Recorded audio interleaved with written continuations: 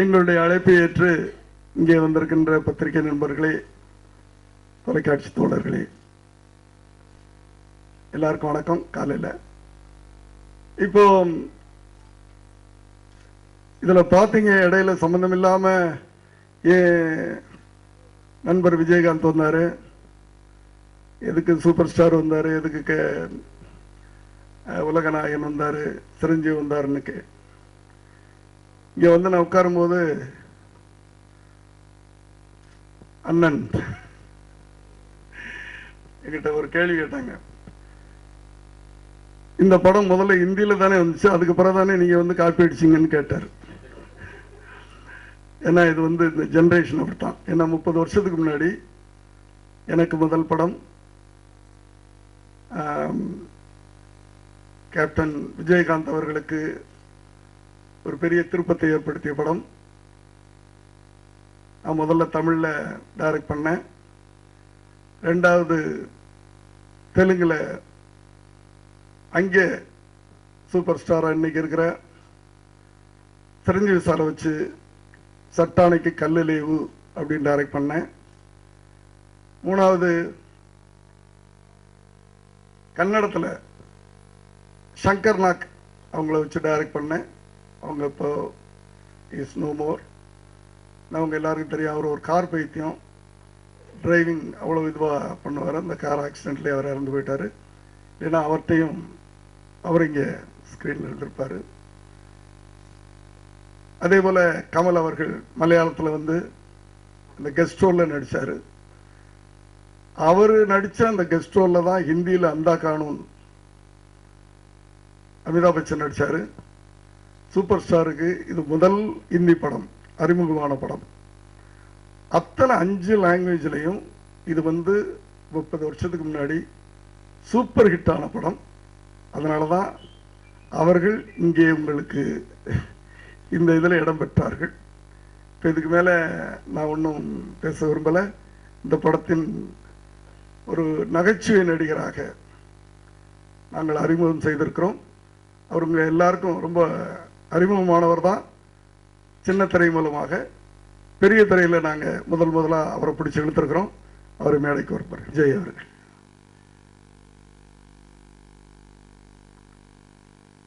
College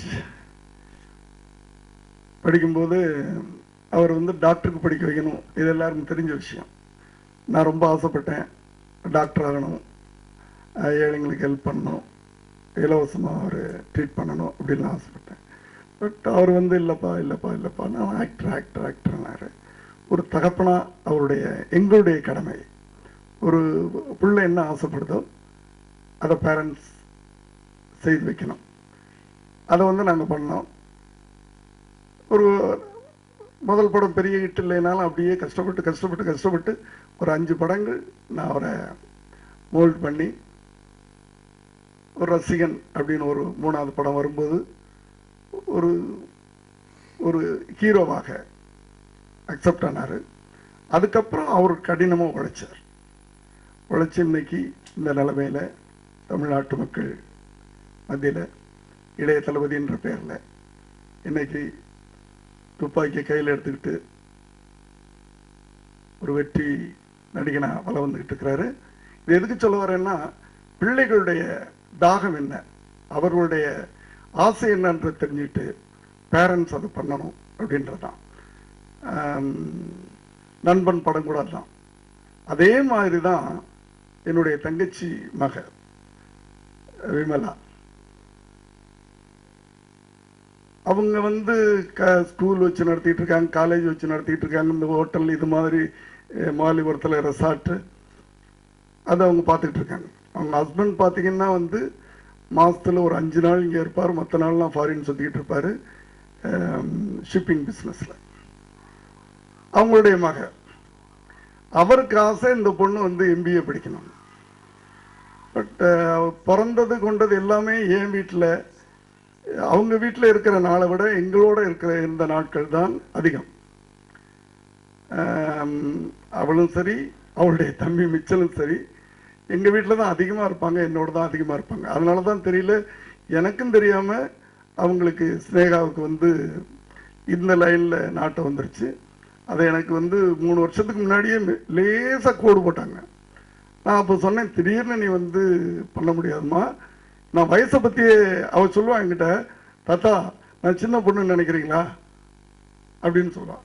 சின்ன பொண்ணு அப்படிலாம் நினைக்கலாமா, இந்த காலத்து இந்த ஜென்ரேஷன் வந்து அப்படி. அது கமல் ரொம்ப அழகாக ஒரு வார்த்தை சொன்னார், நான் எப்போவுமே மூர்த்தியை பார்க்க மாட்டேன், கீர்த்தியை தான் பார்ப்பேன் அப்படின்னு. அதே மாதிரி தான் நானும். அது இந்த ஜென்ரேஷன் பார்த்தீங்கன்னா என்னுடைய விஜயுடைய சன்னோட நம்மளால் ஒன்றும் கம்ப்யூட்டர்லாம் ஒன்றுமே பண்ண முடிய மாட்டேங்குது, இங்கே என்னன்னே பண்ணுறான். அந்த மாதிரி இந்த ஜென்ரேஷன் வந்து உள்ளுக்குள்ளே எவ்வளவோ தேக்கி வச்சுக்கிட்டு இருக்காங்க. இருந்தாலும் லாஸ்ட் 2 இயர்ஸாக என்னோட வச்சுக்கிட்டு காலேஜ் போகிற டைமும் விட்டுட்டு மீதி நேரம் பூரா என் கூடயே இரு, நான் என்ன பண்ணுறேன் ஏது பண்ணுறேன் அப்படின்னு கொஞ்சம் கொஞ்சமாக அவளுக்கு வந்து. ஏன்னா விஜய் அவர்கள் அப்படித்தான் நடிக்கணும்னு ஆசைப்பட்டப்போ அவரை நான் உங்களுக்குலாம் தெரியும் லாஸ் ஏஞ்சல்ஸ் அனுப்பிச்சேன். அதுக்கப்புறம் வந்து இங்கே காலையில் 4:30 மணிக்கெலாம் எழுப்பி விட்டு பீச்சு கூட்டிகிட்டு போய் ஹார்ஸ் ரைடிங், மோட்டர் சைக்கிளிங் எல்லாம் கற்றுக் கொடுத்து ஒரு நடிகனாக வரணும்னா ஃபுல் ப்ளெஜ்டாக வரணும். சும்மா நான் வந்து ஏதோ நான் லைம் லைட்டில் அப்போ இருந்தேன் நான் அறிமுகப்படுத்தினேன்னு இருக்கக்கூடாது. அதே மாதிரி தான் இவங்களையும் நான் வந்து இந்த ரெண்டு வருஷம் கதைன்னா என்ன, ஸ்க்ரீன் பிளேனா என்ன. இப்போ அவர் பேசும்போது சொன்னார், தமன் டைலாக் எழுதியிருக்கேன். அந்த படம் பார்த்தீங்கன்னா இந்த வயசுல இப்படி ஒரு டைலாக் எழுதியிருக்காரா, டைலாகே இல்லை படத்தில், அங்கே அப்படி இப்படி தான் இருக்கும். அப்போல்லாம் பக்கம் பக்கமாக எழுதுவோம்.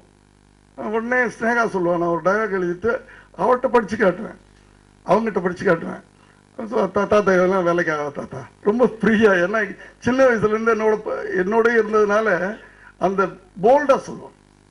அது தாத்தா இவ்வளவுலாம் நீங்கள் எழுதுறீங்க, யார் தாத்தா கேட்பா இதை, ஓ ஷார்ட்டாக சொல்லுங்க தாத்தா அப்படின்லாம். நான் அந்த 4 லைனில் எழுதியிருக்க டைலாக 1 லைனாக மாற்றுவேன். அதே போல் இந்த ஜென்ரேஷன் ஒரு டைலாக் எழுதிட்டு, ஐயோ இதெல்லாம் கிண்டல் பண்ணுவாங்க தாத்தா, ஓன்னு கத்துவாங்க தாத்தா, நீங்கள் இப்படி மாற்றுங்க தாத்தா.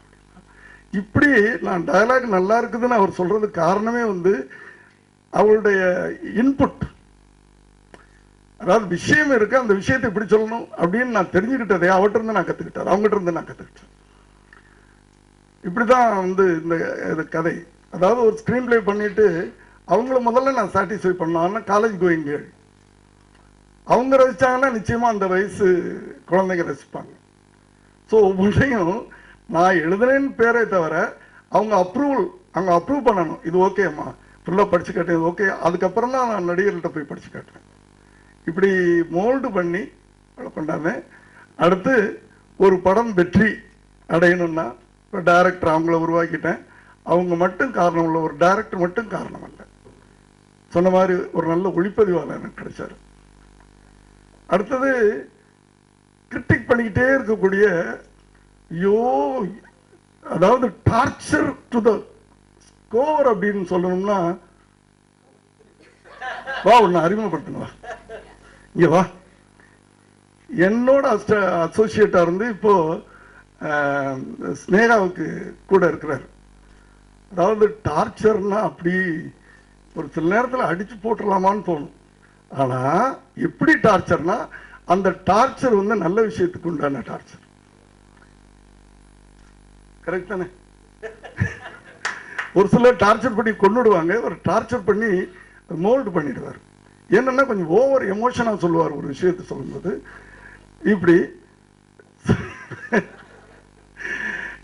அடுத்தது கேமராமேன், எங்களுக்கு கிடைச்ச கேமராமேன், ஐயோ உண்மையிலேயே வந்து நம்ம நினைக்கிறது வந்து அவர் வந்து ஒரு பெரிய வாங்க சார் ஒரு இடத்துக்கு போக வேண்டியவர். அவர் எப்படின்னா கேமரா பண்ணணுன்றதை விட அதை ரீசர்ச் பண்றதுல இத்தனை நாள் அவர் வந்து அதிலே இருந்தார்.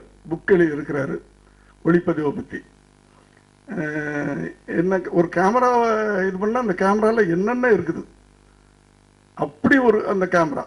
இன்னொரு ஏரியிலிருந்து ஏரியில் என்ன அட்வான்டேஜ், இப்போ இருக்கிற டெக்னாலஜி என்ன அப்படின்னு அதிலேயே ஆராய்ச்சி பண்ணிக்கிட்டு இருந்தார். அவரை நான் சந்தித்து அவரை பற்றி ஒரு நாலேஜ், அவர் புக்கை படித்த உடனே இவர் தான் எனக்கு கேமராமேன், எங்களுக்கு இந்த படத்துக்கு கேமராமேனாக இருக்கணும்னு சொல்லிட்டு அவரை ஃபிக்ஸ் பண்ணோம். Yes done a wonderful job. ஐயோ அது அதாவது ஒரு யங் டைரக்டருடைய எண்ணங்களை